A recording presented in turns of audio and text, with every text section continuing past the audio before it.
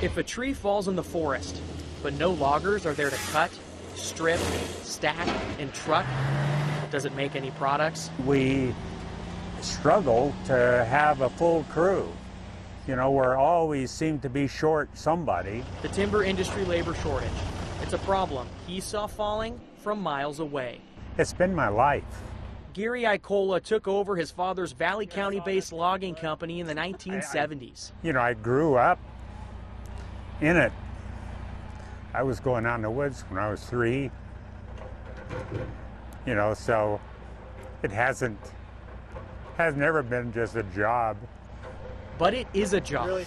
And several of Gary's employees, part of your family, you know, are getting older, and they're getting ready to hang it up. It concerns me that they're not going to be out here working too awfully much longer, and I'm going to have to replace them. And who am I going to replace them with? Gary's average employee is 55 years old, and that's not a surprise to his son, Gabe Icola. It's definitely mostly older people. Because he's considered one of the young guys. A couple of my friends I've been able to convince to come out and work for a bit, but I'm not really interested in staying for that long, it seems like. But most aren't interested in showing up at all.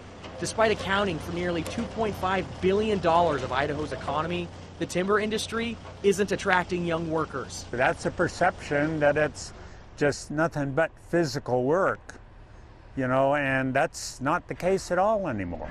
It's the same misconception the Idaho Forest Products Commission has tried to cut down for years. These pieces of equipment now are so mechanized. You get in and there's a lot of semblance to gaming.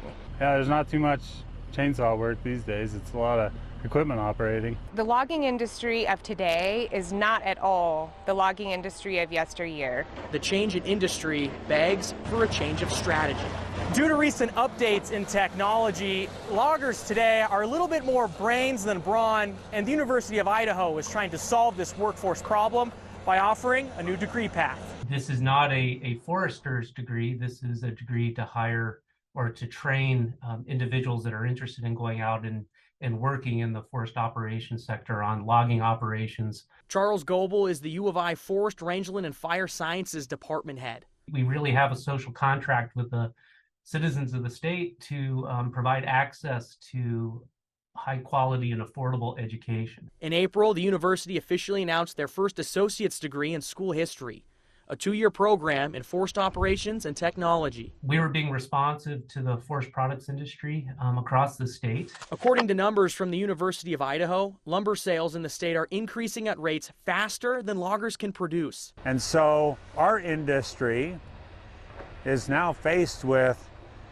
how are we going to meet that demand for wood over the next 20 years? The antidote to the problem today is a simple diagnosis. Filling in for various jobs as need be, you know, day to day. That's just expected now? Well, yeah, it's just the only way we can really do it these days. But it's not sustainable, because just like rotting wood, a logger can only spend so many years in the forest. The guy that's loading the truck, he's in his early 70s. Where all products have an expiration date. You know, this may be his last season. You know, I've been thinking about that. Who do I replace him with? It took a long time for her to get here. About 4.5 hours, almost 5. It's just outside Idaho's Supreme Court steps, where Kiersey Ball Outlines against or for abortion. Hangs on every word of the arguments heard inside. I'm glad they're actually talking about it. I'm glad they're considering it. Tucked in a pallet of protesters, Ball is unified by supporting Planned Parenthood. We had Roe versus Wade.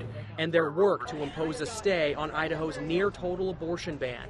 It's set to go into effect at the end of the month. They're taking away our right to the choice. We don't have the choice about what we're going to do with our bodies anymore, and it really, truly should be. It's not up to anybody else because they're not paying the bills. They're not taking care of the children. They're not there supporting that parent or those parents 100% of the time. She's firm in her stance. The statute should remain state. But Kiersey hasn't always planted her feet on one side of the aisle. I was always the person that said, I'm not going to be the woman that gets an abortion. First question. That was years ago. There's a long history of criminal prohibition on abortion. And since, Kiersey's had 2 kids. We had a real serious conversation about having another child. And I said, I can't do it. The financial, emotional, and physical toll. It's pushed her to her limit. I was on bed rest. I was in the hospital multiple times throughout both my pregnancies. I was suicidal and on suicide watch with both of my pregnancies, and no one gave a damn about that. It was only about the children coming out afterwards. So no, I didn't used to think that I would be the mother that would get an abortion. I never thought that I would be the person that would get an abortion. But now, if it came down to it, I would. No question. Because my kids are more important than a fetus. As the arguments dragged on, And you're talking about... Yeah, this is what they're doing in there. support drained out of the crowd. Within an hour, just a few stayed in place to support the stay. We need people to understand that this affects us and that there's a lot more of us than they think. Kiersey understands the decision is out of her reach. We don't know how this is going to go. Despite the power at Deciding hand, whether that's recognized in the under palm Idaho of hers. Constitution. That's a pure legal question. Whether Kiersey an can only appliance wait rates, and listen. And it the took her a long state's time interest to get here. They don't want to But hear the our text of stories. the They don't want to hear what happens. They don't want to hear how it's saved us or how it's benefited us. They don't want to hear the risks of pregnancy. A border town off I-84 is where Ontario lays its claim as the most populous city in Oregon's Malheur County. There has to be a divider someplace, but in Malheur County, we identify with Idaho. John Kirby serves on the city council, but today he's representing himself and calling attention to the divide between Idaho and Oregon. We are one community, but we have to recognize that there are divisions. Our Chamber of Commerce president keeps saying that it's a river, not a wall, but at times it is a wall. The wall, he says, is built by separate laws. Measure 110 reinforced that wall when it went into effect in February of 2021. It's basically, if you were playing Monopoly, a get-out-of-jail card free. Measure 110 decriminalized hard drugs statewide in Oregon, including meth, heroin, and cocaine. A drug possession charge used to be up to a $6,250 fine and up to 1 year in jail. It's now a $100 fine, or the offender can receive a mental health assessment at an addiction center. Well, there's a few people that have gone into treatment. It's less than a seatbelt violation. Ontario police say it's leading to more people out on the streets. We've got a huge problem ahead of us. Police Chief Michael Ely says a neighboring city's police chief called his town lawless. The comment stems from the impact of Measure 110. They don't want necessarily help. So if we know that a high population of them have both substance abuse and mental health and a combination of issues, it just perpetuates the problem. It doesn't really help fix it. Local business owners see this problem daily, where some say a larger homeless population is using drugs out in the open. This is not my Ontario. Christine Hood grew up in town and moved back in 2012. She owns Oregon Trail Hobbies and Gifts in the heart of town. I don't like my daughter walking 2.5 blocks from school to come to my store. This is not the same safe place it was when I was a kid. And I'm not quite sure where Ontario went so far off the rails, but 110 not only derailed it, there was a mass casualty. Chief Ely recently gave a presentation to the City Council regarding the impact of Measure 110.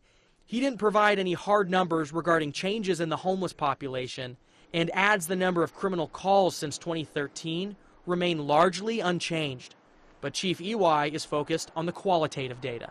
The types of calls were significantly different. We haven't had an increase of calls since that time, but the calls are very different now, and these calls take a lot more resources to solve, to mitigate. Chief Ely says animal complaints more than doubled since 2015, and abandoned vehicle calls have nearly quadrupled in the same time. He adds there's an increase of trespassing, graffiti, and public nuisance. His presentation did not provide specific numbers for these reports. Any given night down here, you see, 40, 50 homeless people down here at night. And over on the train trestles, there is the drug bar. He literally opens up his suitcase on a table, and you'll see people digging around like they're looking for jewelry. They're not. Ely adds they're not all from Oregon either, but that's been a problem since the legalization of recreational marijuana. For instance, if they're involved in a traffic stop and they're high, now I've got an Ontario officer focused on an Idaho citizen, for instance, and that takes away additional opportunities for us to really police and community police our own demographic, our own membership community. Ontario Police is short-staffed like many other agencies throughout the Treasure Valley. Chief EY says they're only built to police up to 11,600 people, and the actual population can double at any time.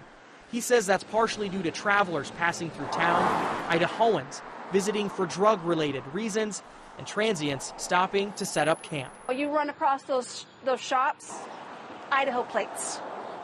They're Idaho plates. It creates an extra burden because there are Idahoans that want to come here to buy marijuana, and they can then stay and use hard drugs without facing any penalties at all. Under Chief EY's direction, the City Council wrote a letter to Oregon Governor Kate Brown and other State House leadership. It reads in part, quote, "We can no longer afford to bear the burden of being the drug use destination of our neighboring state and expect to continue to maintain the quality of life our citizens expect and deserve." So essentially we're the experiment. Other states that may be thinking about this are looking to Oregon to see what happens when you do this. David Goldthorpe is the Malheur County District Attorney. In my opinion, and from what I've seen in my community, increased homelessness, increased transiency, increased property crimes, increased overdose deaths. The National Center for Health Statistics says Oregon's overdose deaths increased more than 20% from May 2021 to May 2022. The nation averaged a 15% increase. Goldthorpe says the law didn't make good on its promise. It was sold as a good thing. However, it took the existing system of funneling people into treatment that we had been using for many, many, many years and replaced it with nothing. So that's where the problems came up. The state saves money by not prosecuting drug possession. Measure 110 redirects those savings alongside part of the state's marijuana sales tax revenue. It all goes into a drug treatment recovery fund. The fund intends to provide drug addiction treatment services. The idea is to stop locking people up for drug offenses and meet them with compassion and treatment. And had it replaced the existing system with something else, it could have been. They have $300 million was the last count that I have, and not one facility has been built. Just because new facilities haven't been built here in Oregon doesn't mean current facilities don't exist. Now, Lifeways is an example of a drug rehab facility and resources right here in Ontario. But the problem is, now that drugs aren't criminalized anymore, courts can't order people to come here for help. Previous to Measure 110, Goldthorpe says time in jail often served as a detox period for addicts. But under 110, there's no process for the state to require any form of a detox period for a possession charge. Those kind of systems have been shown to work. However, you would have had to have created that system in the statute. You would have had to have created an alternative and given the state still some kind of authority to say, hey, you're not helping yourself, and if you keep doing this, you're going to die, so we're going to step in and see if we can't help save your life. The frustration is compounded by the fact Malheur County never gave Measure 110 support. Despite the measure passing statewide through nearly 17 percentage points, Malheur County citizens voted it down. Ontario's letter to the State House asked the governor to carve Ontario out of the law and reverse Measure 110 locally. But it's not that simple. You can't have a county where it's illegal to use drugs and a county where it's not. That's not how state criminal laws work. This reality has created awareness around town ahead of the general election, specifically for the governor's race. If the candidate can put 110 in the garbage, I'm for it. Because locals say their town has been reduced to the county camp. This bold experiment has failed. Kirby knows he has limited powers from the city council, but for the town that's been home for 74 years, he won't stop the push to petition the future of the governor's seat. All for a candidate who sees the wall Measure 110 built. Well, we have different laws. You know, Idaho has conservative laws outlining the necessary steps to tear it down. You know, and it may even have to go back to a vote of the people, but it could start at the legislative level or the gubernatorial level.